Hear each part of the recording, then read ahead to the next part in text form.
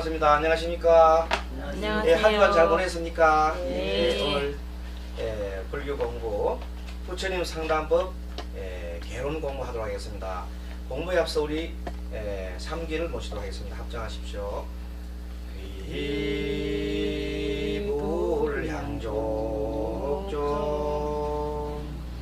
귀법욕존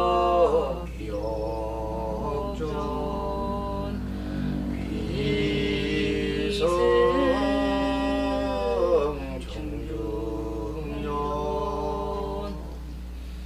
네, 우리 부처님 상담법 개론 공부를 하고 있습니다. 자, 부처님이란 분은 깨달은 분이시죠. 그렇죠? 예. 무엇을 깨달았는가 하면 진리를 깨달았다 그랬습니다. 부처님은 진리를 깨달으신 분이다. 그래서 그 진리의 내용을 이렇게 담아낸 것을 우리가 경이라고 합니다. 그렇죠? 부처님 가르치는 경. 그래서 사실 이 경전을 이렇게 가만히 보면 특히 경전 중에서도 부처님 당시부터 부처님이 돌아가시고 난 다음에 한 100년에서 200년 사이에 있었던 그 경을 우리가 근본경전이라고 그래요. 그 근본경전은 우리들한테 아주 부처님 당시의 그 모습이나 그 생활상, 그리고 부처님께서 중생을 제도하는 그 모습을 소상히 알 수 있는 경전이 우리가 아함경이라고 그랬어요. 따라 한번 아함경. 이 아함경 중에서도 짤막짤막한 글을 이렇게 수록해놓은 것을 잡암경이라고 해요. 잡암경.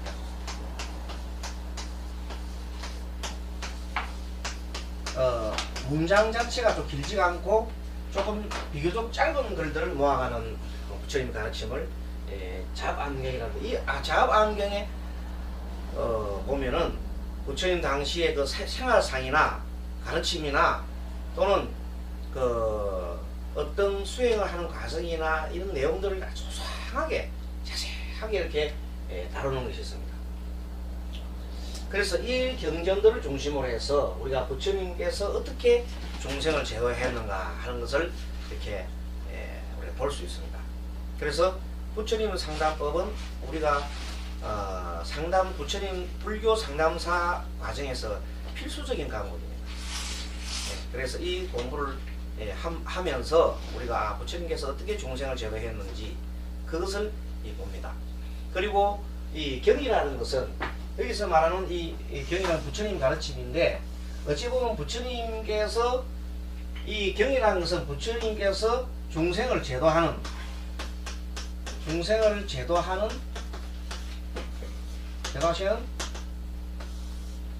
그 내용을 그대로 수록해놓은 겁니다. 그래서 이런 의미에서 볼 때 부처님께서는 중생을 제도할 때 단 1회의 상담에 단 1회의 요즘 말하면 그 설법이죠. 설법과 상담으로 그 사람들의 고통을 치유하고 심지어는 아란에 이르기까지 하신 참 위대한 상담가이십니다. 그래서 부처님은 이 지구상에서 가장 위대한 상담가다, 이렇게 볼 수 있겠습니다. 지난번 시간에 우리가 부처님의 상담에 대해서 공부를 했습니다. 상담법 개론에 대한 요점에 대해서 공부를 했고, 그래서 부처님 상담법 공부를 이제 구체적으로 하기 위해서는 먼저 부처님이 어떤 분이신가 알아야 되겠죠. 그 다음에 부처님 가르침에 대한 내용에 조금 우리가 공부를 하고, 경전이라는 것이 도대체 뭔가에 대한 공부를 좀 해야 될 겁니다. 그리고 네 번째는 부처님은 거룩한 의사요 위대한 상담가다 하는 주제를 가지고도 공부를 좀 하고, 그 다음에 다섯 번째는 이 좀 전에 말씀드린 잡암경을 중심으로 해서 부처님 상담법의 구체적인 그 개론적인 그 문제를 좀 살펴보겠습니다. 그리고 이 책 말고 제 2권 강문에서는 구체적인 그런 부분을 공부를 하도록 하겠습니다. 먼저 부처님의 이 생애에 대해서는 우리 행복한 불교 공부 시간에 다 다루었습니다만은 좀 기억을 되살리는 의미에서 부처님의 생애에 대해서 이 8개의 이 시로서 이렇게 표현해놓은 어떤 글이 있습니다. 한번 볼까요? 도솔레이상, 비람강생상, 사문유관상, 유성출가상, 설산수도상, 수화항마상, 녹원전법상, 쌍밀관상. 요 내용들은 예전에 우리 공부를 했는데 다시 한번 설명드리면 도솔레이상이라는 것은 도솔천이란 하늘나라입니다. 도솔천이란 하늘나라에서 부처님께서 계시면서 도솔천의 호명보살이라는 이름으로 호명보살, 호명이라는 보살로서 계시면서 많은 하늘 사람들을 중생들을 제도하셨습니다. 그리고 그 이제 호명보살로서 다 이렇게 중생을 제도하시다가 이제 우리 지구상으로 내려옵니다. 지구로 내려옵니다. 그렇게 내려오는 것이 비람강생이라는 것은 내려오는 거야. 강생상, 비람강생상. 비람은 뭘 하면은 코끼리를 타고 있죠. 코끼리를 타고 비람강 코끼리. 비람 코끼리예요. 코끼리를 타고 이렇게 마야부인, 어머니가 마야부인이죠. 마야부인 태중으로 들어오십니다. 그것을 비람강생상이라고 합니다. 자, 그리고 난 뒤에 이제 부처님께서는 이렇게 태어나시는데 잘 아시지만 이 부처님이 태어나시는 그 나라가 카필라국이죠. 카필라. 인도 북부에 인도 북부에 카필라 북부에는 카필라국이에요. 이게 성주의 아들로 태어났어요. 성주가 이름이 정반왕이라.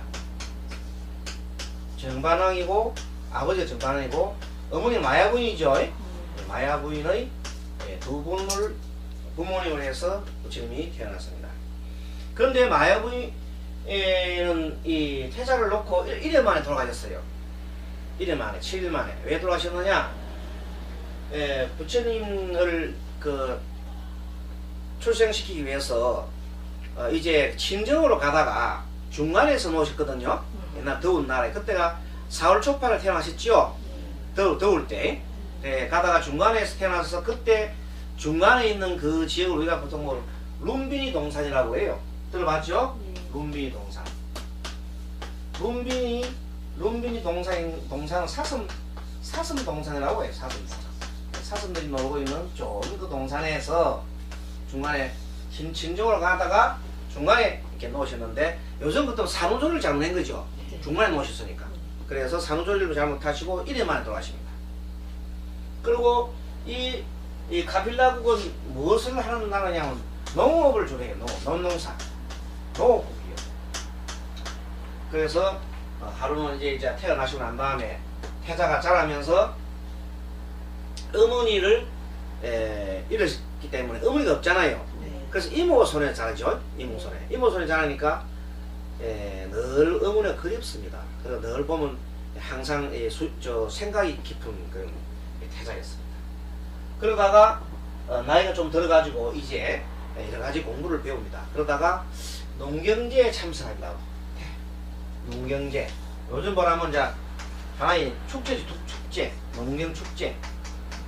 농경제에 참석해서 이렇게 농사 짓는 방법을 이렇게 이제 앞으로 임금이 되려고 그러면 다 알아야 되기 때문에 농사 짓는 걸 어떻게 짓는지 봅니다.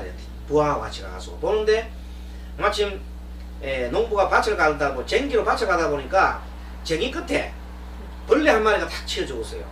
벌레가 두 동갈 탁 났어요. 그렇다면 하늘에서 새가 한 마리 탁 내려오더니 그 벌레를 탁 잡아가지고 물고 올라가는 거예요.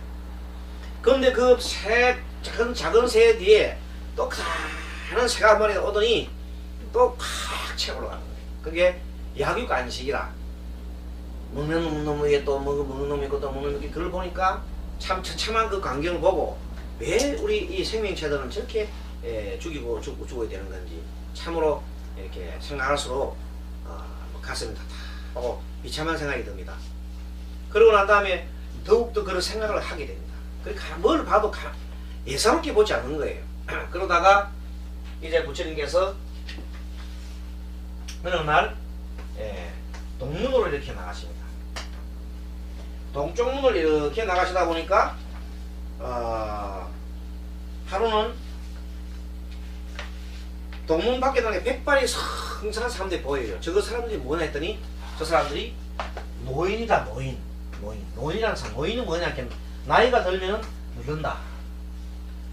그러면 나이가 들면 저기 변하느냐? 네. 그럼 나도 그러느냐? 그렇습니다.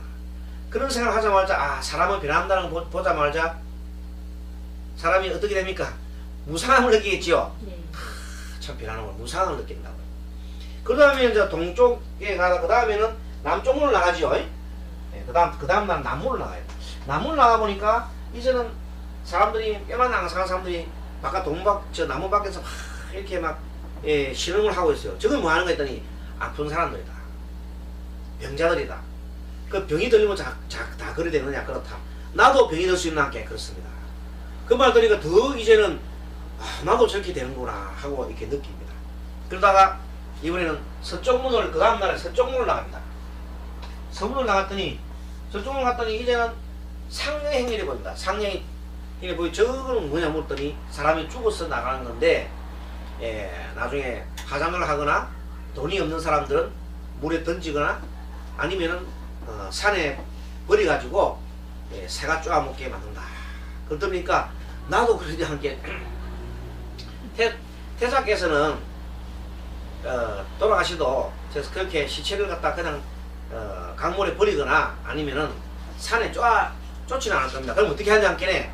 아마도 화장을 할 겁니다. 옛날에 지금 화장하면 돈이 많이 들었어요. 나무를 막 사고 해야 되니까. 지금도 화장하려면 화장하는데 우리 화장마이들은 돈 들지요. 근데 스님들 다비 하려고 그러면 돈이 더 들어요. 다비장은 돈이 엄청 들어요. 그 나무가 요즘 되게 비싸잖아요. 그 비싼 나무를 하려면 그건 장래가 수천만 원 들어요. 다비장은 보통 할 수 없어요. 그걸 허가도 잘 안 내서요. 그게 절에 큰 절에 다비장 하는 데가 몇 군데 없어요. 전국에. 우리 정당에도 한 군데 있어요. 한 군데. 그 절에만 다비장을 하게 돼서 허가를 안 내주는데만. 그래도 그 큰 스님들 가서 다비를 하려고 하면 상당히 많은 돈을 주고 줘야 됩니다. 왜냐하면 막 많은 인력들 동원해야 되거든요. 그렇죠. 그다음 나무도 막 큰 나무를 해야 되죠. 하루 종일 태우거든요. 그래서 옛날도 마찬가지다. 자, 그래서 그걸 보고는 참 무상하고 정말 그런 걸 느꼈어요. 그리고 이제 마지막에는 북문을 나갑니다. 하루는 북문을 나갔더니 북쪽에 있는 사람들이 굉장히 옷을 이렇게 벌거벗은 사람도 있고, 그 다음에 이렇게 팔을 드러내놓고 오른팔을 드러내놓고 걸어가는 사람도 있고, 근데 아주 얼굴이 편합니다. 저 사람들 뭐냐 물어봤더니 저 사람들이 수행자라는 사람들인데 무엇 때문에 하냐 했더니 생로병사의 모든 고통에서 벗어나려고 하는 분들이다. 그 말 듣고 난 다음에 너무 평화롭게 보입니다. 나도 저렇게 되고 싶다. 마음속으로 결심을 합니다. 그러다가 이 태자가 커서 나이가 이제 커요. 그러니까 가만 놔주면 자꾸만 엉뚱한 생각하니까 이 태자를 저렇게 하기 위해서 공전을 사시즌이라는 공전을 지어요. 겨울 공전, 여름 공전, 그다음 가을 공전을 만들어 사시즌을 만들어 가지고 태자를 늘 저렇게 만들어줘요. 태자를 저렇게 만들어주려면 이렇게 음악이 있어야 되겠죠. 그걸 궁녀, 이쁜 궁녀를 항상 옆에 두고. 그런데도 나중에 태자가 그걸 보면은 적극지가 않아요. 이렇게 밤에 술 먹고 놀다가 보면은 부처님도 젊을 진짜 18세 때는 막 술을 억지 주니까 술을 마시는데 술 먹고 난 다음에 보니까 막 그 여자들이 막 그냥 벌거벗고 막 자는 모습을 보니까 요새 말하면 이제 환멸을 느끼는 거예요.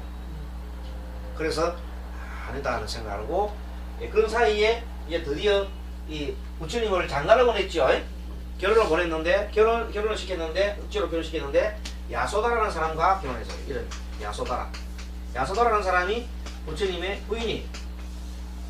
그런데 야소다라가 결혼하고 난 다음에 태자를 낳았지요. 이제 마침 또 야소다라가 다시 아이를 낳았어요. 손자지. 정반하고 보통 손자. 이 손자를 태어났는데 이름 뭐라 지었냐면 라울라로 지었어요. 라울라라는 것은 뜻이 뭔가면 장이다, 장애.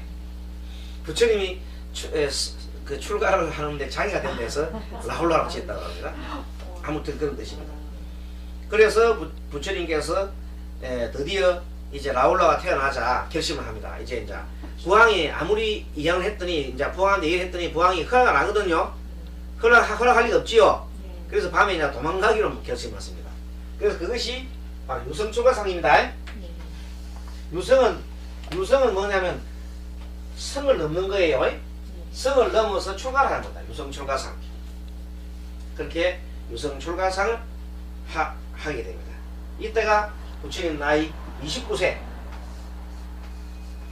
부처님 나이 29세 2월 8일날 음력으로 2월 8일날 출가하십니다.